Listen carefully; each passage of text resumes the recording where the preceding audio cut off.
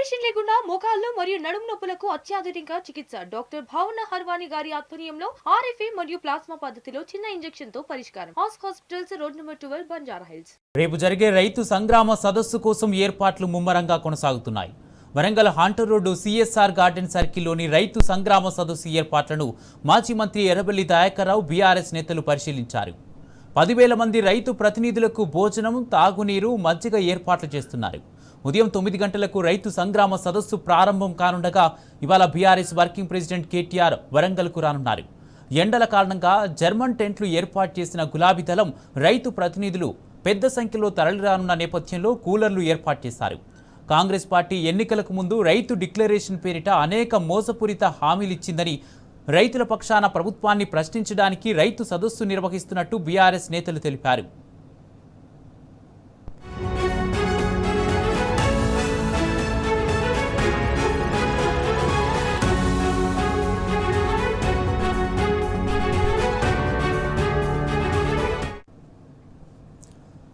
రేపు జరిగే రైతు సంగ్రామ సదస్సు కోసం ఏర్పాట్లు ముమ్మరంగా కొనసాగుతున్నాయి. Warangal hunter road CSR garden సర్కిల్లోని రైతు సంగ్రామ సదస్సు ఏర్పాట్లను మాజీ మంత్రి ఎర్రబెల్లి దయాకర్రావు బీఆర్ఎస్ నేతలు పరిశీలించారు.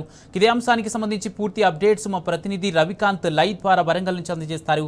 రవికాంత్, రేపు జరిగే రైతు సదస్సుకు సంబంధించి ఏర్పాట్లు ఎలా జరుగుతున్నాయి, పూర్తి అప్డేట్స్ ఏంటి?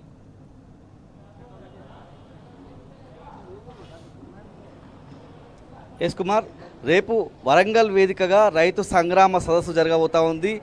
రైతు సంగ్రామ సదస్సు కోసం అన్ని ఏర్పాట్లు కూడా ముమ్మరంగా కొనసాగుతున్నటువంటి సందర్భం మనకు కనిపిస్తూ ఉంది. 2 రోజుల పాటు బీఆర్ఎస్ వర్కింగ్ ప్రెసిడెంట్ కేటీఆర్ వరంగల్లోనే ఉండనున్నారు. పూర్తి స్థాయిలో ఆయన 2 గంటలకు వరంగల్ పర్యటనకు బయలుదేరేటువంటి అవకాశం మనకు కనిపిస్తూ ఉంది. 2 గంటల తర్వాత ఆయన బయలుదేరి మార్గం మధ్యలో కొంతమంది రైతులను కూడా కలిసేటువంటి అవకాశం కనిపిస్తూ ఉంది. ఆ తర్వాత ఇవాళ ఆర్టీసీ కార్మికుడు ఆర్టీసీ సమ్మెలో భాగంగా పెట్రోల్ పోసుకొని ఆత్మహత్య చేసుకున్న శంకర్ గౌడ్ కుటుంబాన్ని కూడా పరామర్శిస్తారు. ఆ తర్వాత బీఆర్ఎస్ సీనియర్ లీడర్గా ఉన్నటువంటి కేశవరావు తల్లిగారు మరణించినటువంటి నేపథ్యంలో వారి కుటుంబాన్ని పరామర్శిస్తారు. ఆ తర్వాత ఇవాళ రాత్రికి మాజీ మంత్రి ఎర్రబెల్లి దయాకర్రావు గారి నివాసంలో బస చేస్తారు. రేపు ఉదయం రైతు సంగ్రామ సదస్సులో బీఆర్ఎస్ వర్కింగ్ ప్రెసిడెంట్ కేటీఆర్ గారు పాల్గొన్నారు. ఇది ఆయన షెడ్యూల్కి సంబంధించి రైతు సంగ్రామ సదస్సు సంబంధించి ఏర్పాట్లు కావచ్చు, ఎలా ఉండబోతుందో మనతో పాటు మాట్లాడడానికి ఏర్పాట్లను పరిశీలిస్తున్న మాజీ మంత్రి దయాకర్రావు గారిని మాట్లాడించే ప్రయత్నం చేద్దాం. సార్, రేపటి సభ ఎలా ఉండబోతుంది, రైతాంగానికి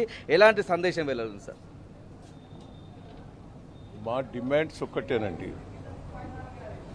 6వ తారీఖు నాడు రాహుల్ గాంధీ గారు వచ్చి అనౌన్స్ చేశాడు. అనౌన్స్ చేసిన ఇంప్లిమెంట్ చేస్తారా చేయరా అనేది ఇంప్లిమెంట్ ఒక్కటి కూడా చేయలేదు. రుణమాఫీ కాలేదు, రైతు బంధు భర్తలేదు, బోనస్ భర్తలేదు. రైతు బంధు 3 సార్లు కొట్టిండు, బోనస్ 2 సార్లు కొట్టిండు, రుణమాఫీ సగం కూడా కాలేదు.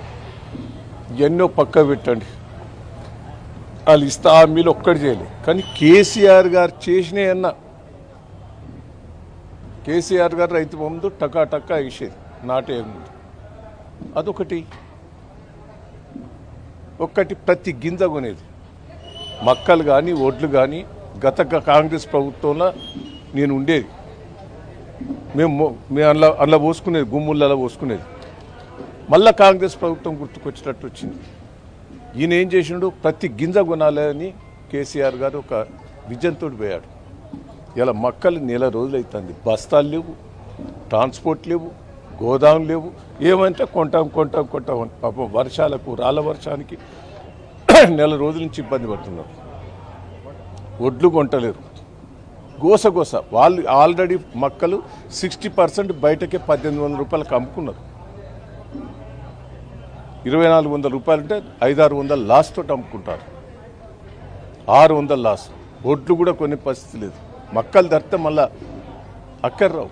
మహబూబాబాద్ జిల్లా మొత్తం నాశనమైంది. రైతు చచ్చిపోయాడు, ఎడ్లు చచ్చిపోయాయి. పట్టించుకున్న గతంలో మహబూబాబాద్ జిల్లా కానీ, నర్సంపేటలో కానీ, పర్కాల కానీ రైతులు దెబ్బతింటే ఇదే సీజన్లో కేసీఆర్ గారు వచ్చి అందరిని పలకరించి రైతుల ధైర్యం చెప్పి 10,000 రూపాయలు ఇచ్చాడు ఎకరాన్ని. మరి ఏందన్నట్ట? నేను ఒక్కటే అంటున్నా, మీరు పోయి కల్లాలు ఓపెన్ చేస్తాను, కొనుగోలు సెంటర్లు ఓపెన్ చేసి ఏం కష్టపడతారో కొనుగోలు సెంటర్లో మీరు విజిట్ చేయాలి కదా. ఇప్పుడు ఈ రాష్ట్రంలో ఒక ఎమ్మెల్యే ఒక మంత్రి కొనుగోలు సెంటర్ పోయి రైతుల బాధలు మార్కెట్లో పోయి విన్నారా? నేను ఛాలెంజ్ చేస్తున్నా, దమ్ముంటే ఏ ఎమ్మెల్యే అనే మంత్రి ఉన్నా కొనుగోలు సెంటర్ పోండి, నేను కూడా వస్తా. రైతులు మీరు మీరు మీరు కొంటున్నారని అంటే నేను రాజకీయాల నుంచి కూడా ఊరుకుంటా. సిగ్గు లేదు. అక్కడ స్టేట్మెంట్లు ఇస్తారు మంత్రులు, రే కొనుగోలు స్పీడప్ చేయండి, స్పీడ్ ఎక్కడిది మన గోదాములు లేవా, ట్రాన్స్పోర్టే లేదా, బ్యాగింగ్ లేదా. అధికారులు కూడా ఏం చేస్తారు? కలెక్టర్లు మీరు 3 నెలల ముందే టెండర్ పెట్టాలి, ట్రాన్స్పోర్ట్ అది లేదు, ఏది కొనలేదు, బస్తాలు కొనలేదు, గోదాములు లేవు, ఏడబోస్తారు. అధికారులను కూడా మనం ఏం చేస్తాం? మీ మంత్రుల అసమర్థత, కేంద్రం నిర్లక్ష్యం. మీరు కేంద్రం దగ్గర పోయి కొట్లాడి తెస్తారా అంటే అది కూడా తెత్తలేరు. ఇలా ఘోరమైన పరిస్థితి ఉన్నది. దాని మీదనే 6వ తారీఖు నాడు డిమాండ్ చేసినందుకే పెట్టాం. హరీష్ రావు గారు ఒక్క మాట అన్నాడు, మీరు రైతు బంధు వేయకపోతే రాష్ట్రం అంతా ఉద్యమిస్తామంటే ఎంబడే ఒక ఎకరానికి వేసాడు. మళ్ళీ జగిత్యాల మీటింగ్ కేసీఆర్ వచ్చి ఏమంటాడు ఇంకో ఎకరానికి వేసాడు. మేము డిమాండ్ చేస్తారా ఆయనతో కొద్దిగా కదులుతాను. మీరు రేపు 6వ తారీఖు రాష్ట్ర వ్యాప్తంగా మక్కలు ఒడ్లు కొనేదాకా వదిలిపెట్టేది లేదు. ఎమ్మెల్యేల మంత్రులు సెంటర్లో విజిట్ చేయాలి, వాళ్ళ బాధలు వినాలనేది మా డిమాండ్. రైతు మేళాలు ఇవాళ నుంచే మొదలవుతున్నాయి. నిన్ననే మీరు సవాల్ వేశారు, మార్కెట్లలోకి మంత్రులు ఎమ్మెల్యేలు పోయి ఉత్సవాలు చేయాలని మీరు సవాల్ వేశారు. ఇప్పటి వరకు దాని మీద స్పందన లేదు. ఇక్కడికి కాలేజ్ ఆర్ట్స్ కాలేజ్ గ్రౌండ్లో పెడతారు ఉత్సవాలు, ఆడ పోలీసు వాళ్ళు ఉంటారు, రైతులు ఎవరు రారు. పోలీసు వాళ్ళు బలవంతం చేసి రైతులను ఆపుతారు. ఉత్తగా ఈ కాంగ్రెస్ బ్రోకర్లే ఉంటారు. అందులో దమ్ముంటే మార్కెట్ యార్డ్లో పెట్టు, వరంగల్ మార్కెట్ యార్డ్లో నీ సదస్సు.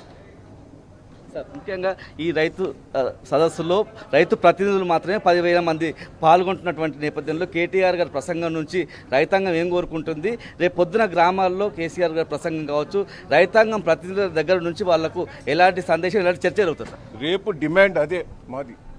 మా డిమాండ్ అదే, మక్కలు మొత్తం కూడా కొనాలనేది మా డిమాండ్. ఇలా మక్కల గురించే మేము ఎక్స్పోజ్ చేస్తున్నాం.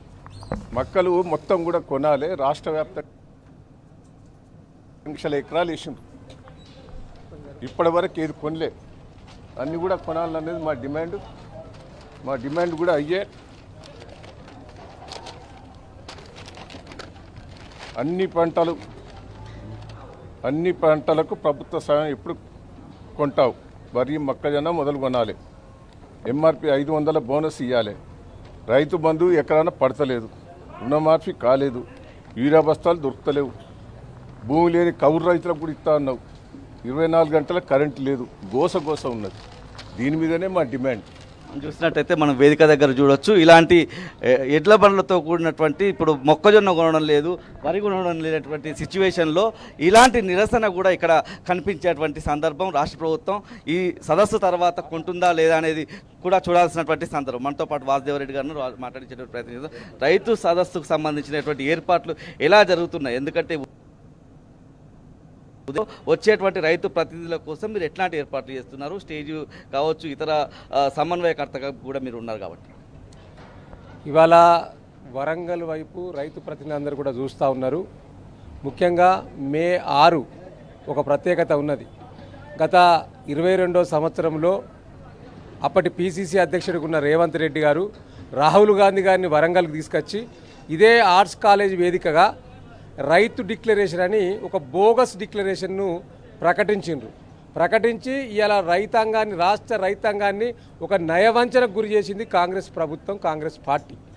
కాబట్టి తప్పకుండా రైతులకు అండగా ఉండాలనే ఒక ఆలోచన కొద్దీ మరి మా అధినాయకుడు కేసీఆర్ గారి ఆలోచన మేరకు మా party working president Kalvakuntla Taraka Ramarao గారు మరి ఈ యొక్క రైతు డిక్లరేషన్ను ఇచ్చిన హామీలను మరి విస్మరించింది. కాబట్టి రైతుల పక్షాన మనం నిలబడాలని చెప్పి మరి రైతు ప్రతినిధుల కోరిక మేరకు ఇలా వరంగల్లోని హంటర్ రోడ్లో మరి ఈ యొక్క రైతు సంగ్రామ సదస్సును మరి ఏర్పాటు చేసుకోవడం జరిగింది. ఇప్పటికే ఈ యొక్క ఏర్పాటుకు సంబంధించి మొత్తం పనులన్నీ కూడా మీకు కనిపిస్తూ ఉన్నాయి, పూర్తి కావచ్చింది. రైతు ప్రతినిధులు కూడా నిన్ననే మేము ఒక ఏనుమాముల మార్కెట్ సందర్శించినప్పుడు కూడా రైతులందరూ కూడా స్వచ్ఛందంగా తరలి వస్తాం, మీరు ఒక మీటింగ్ పెడతా ఉన్నారు, మేము మీ పార్టీకి బాసటగా నిలుస్తాం, అండగా ఉంటామని చెప్పి రైతులు చెప్తున్న సందర్భం. కాబట్టి ఈ యొక్క ఏర్పాట్ల విషయంలో ఎక్కడ కూడా రాజీ పడకుండా వచ్చే రైతులందరికీ కూడా అన్ని రకాల సౌకర్యాలు ఉండేటట్టు, ముఖ్యంగా ఇది వేసవి కాలాన్ని దృష్టిలో పెట్టుకొని బ్రహ్మాండంగా మరి ఒక 100-150 కూలర్స్ను ఏర్పాటు చేయడమే కాకుండా వచ్చిన రైతు ప్రతినిధులందరికీ కూడా భోజన సౌకర్యం దాదాపుగా 10 నుంచి 12,000 మంది రైతు ప్రతినిధులకు ఇక్కడ మంచి భోజన సౌకర్యాన్ని కూడా మేము ఇక్కడ ఏర్పాటు చేస్తూ ఉన్నాం. వారికి వచ్చేయడానికి ఇబ్బంది కలగకుండా పార్కింగ్ కూడా ఎక్కడికక్కడ ప్రత్యేక ఏర్పాట్లు చేసినాం. ఏ నియోజకవర్గం నుంచి వచ్చే రైతు ప్రతినిధులకు ఆ నియోజకవర్గంలో పార్కింగ్స్ కూడా మరి అలాట్ చేయడం జరిగింది. అదేవిధంగా ఇవాళ మేము కాంగ్రెస్ ప్రభుత్వం ముఖ్యంగా మళ్ళీని రైతాంగాన్ని మోసం చేయడానికి మరి రైతు మేళల పేరిట మరి మేళాలు నిర్వహిస్తూ ఉన్నది. ఇలా మేము రైతుల పక్షాన అడుగుతున్నాం, మీరు ఏ మేలు చేసిండ్రని మేళాలు నిర్వహిస్తున్నారో రైతులకు సమాధానం చెప్పాలి. మీరు ఇచ్చిన హామీలు నెరవేరినాయా? మీరు ఆనాడు చెప్పిండ్రు కదా రైతు భరోసా పేరిట మరి ఒక పంటకు 6,000 ఇస్తా అన్నారు. 6,000 ఇవ్వకుండా 15,000 ఇస్తా అని చెప్పి 7,500 ఇవ్వకుండా మళ్ళీ 6,000 చేసారు. పోనీ 6,000 ఇచ్చిన అంటే ఇప్పటికీ 3 పంటలకు ఎగ్గొట్టింది రైతు భరోసా సాయం. అదేవిధంగా కౌలు రైతులకు ఇస్తా అన్నారు, కౌలు రైతులకు ఎగ్గొట్టిర్రు. రైతు కూలీలకు ఇస్తా అన్నారు, రైతు కూలీలకు ఇచ్చేది ఇచ్చారు. బోనస్ను మొత్తం బోగస్ చేసి పడేసిండ్రు, బోనస్ ఇచ్చే పరిస్థితి లేదు. ఈ రైతు రుణమాఫీ అన్నారు, అది ఎంత తక్కువ మాట్లాడుకుంటే అంత మంచిది. పూర్తి స్థాయిలో రుణమాఫీ కావడానికి 38,000 కోట్లు కావాలని రాష్ట్ర కేబినెట్ తీర్మానం చేసింది. మీరు ఇచ్చింది 20,000 కోట్లు. ఆ 20,000 కోట్లలో 50% కూడా పూర్తి కాలేదు. ఇవాళ ఈ రాష్ట్ర ముఖ్యమంత్రి గారు సొంత గ్రామంలోనే 50% కంటే ఎక్కువ మంది రైతులకు రుణమాఫీ పూర్తి కాలేదు. సో కాబట్టి అన్నిట్లో వైఫల్యం చెందింది ఈ రాష్ట్ర ప్రభుత్వం. ఇప్పటికే రాష్ట్రంలో ఉన్న రైతాంగం అంతా కూడా అరిగోస పడతా ఉన్నది. అలా పండించిన పంటను గిట్టుబాటు కొనలేక వైఫల్యం చెందింది ఈ ప్రభుత్వం. గతంలో కేసీఆర్ గారి నాయకత్వంలో కేసీఆర్ గారు ఉన్నప్పుడు 3 గ్రామాలకు 4 గ్రామాలకు కలిపి అక్కడ ప్రత్యేకంగా మరి కల్లాలు పెట్టి మరి ప్రభుత్వమే కొనుగోలు చేసేది. ఇలా మార్కెట్లకు వచ్చిన 15-20 రోజులైనా రైతుల దగ్గర పంట కొంటలేరు. ఇదేమన్నా దురదృష్టవశాత్తు వర్షం వచ్చినా లేకపోతే ఇంకేదైనా ఇబ్బంది అయినా తడిసిపోతే రైతే నష్టపోయిన పరిస్థితి దాపురించింది ఇలా ప్రభుత్వంలో. నిన్న మేము మార్కెట్ పోయినప్పుడు చెప్తా ఉన్నారు, కాంట పెట్టి తీసుకుపోలేదట. ఒకవేళ మధ్యలో వర్షం వస్తే కాంట పెట్టినాక కూడా తీసుకుపోకుండా కూడా దాని నష్టం రైతే భరించారట, ఎవరైతే కొన్నారో వాళ్ళు భరించారట. అంటే ఈ విధంగా రైతుల దగ్గర మరి మోసం చేస్తూ ఉన్నది, దళారుల వ్యవస్థ పెరిగింది. ఇలా రైతులు అరిగోస పడతా ఉన్నారు.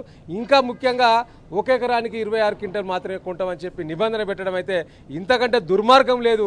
ఆనాడు కేసీఆర్ గారి నాయకత్వంలో రైతును రాజు చేయడానికి అహర్నిశలు శ్రమిస్తే ఇలా రైతును అరిగోస పెడతా ఉన్నది కాంగ్రెస్ ప్రభుత్వం, రేవంత్ రెడ్డి ప్రభుత్వం. తప్పకుండా రైతుల అగ్ర ఆవేశాలకు ఈ యొక్క కాంగ్రెస్ ప్రభుత్వం గురిగాక తప్పదు. మీరు ఎన్ని మేళాలు పెట్టినా ఎన్ని సదస్సులు పెట్టినా రైతులుగా మిమ్మల్ని నమ్మే పరిస్థితి లేదు. మిమ్మల్ని నమ్మకాన్ని వమ్ము చేసిరు. మీరు ఇచ్చిన హామీలు ఏది కూడా నెరవేర్చకుండా ఇది ఒక రైతుకు సంబంధించిన సబ్జెక్టే. మేము ఇంకా అనేక విషయాలలో ఈ రాష్ట్ర ప్రభుత్వాన్ని రాష్ట్ర ప్రజలను అన్నింటిలో మోసం చేసింది. వీటన్నిటి కూడా మా నాయకుడు అధినాయకుడు మరి కేసీఆర్ గారి పిలుపు మేరకు కేటీఆర్ గారు రేపు రాబోతా ఉన్నారు. సో వారు రాబోతున్న సందర్భంలో రైతు అన్ని సమస్యల పట్ల తప్పకుండా రైతుకు అండగా నిలవడానికి మా కేటీఆర్ గారు మాట్లాడబోతా ఉన్నారు. ఇది మొత్తంగా చూసినట్టయితే రైతు సంగ్రామ సదస్సు కోసం ఏర్పాట్లు అయితే ముమ్మరంగా జరుగుతున్నటువంటి పరిస్థితి మనకు కనిపిస్తూ ఉంది. కేటీఆర్ గారు రైతాంగం పక్షాన భరోసాగా ఉండే విధంగా ఆయన ప్రసంగం కూడా ఉంటుందన్నటువంటి అంశాన్ని ఎర్రబెల్లి దయాకర్ రావు గారు అదేవిధంగా వాసుదేవ్ రెడ్డి గారు చెప్తున్నటువంటి మాట. Right, thank you Ravikanth.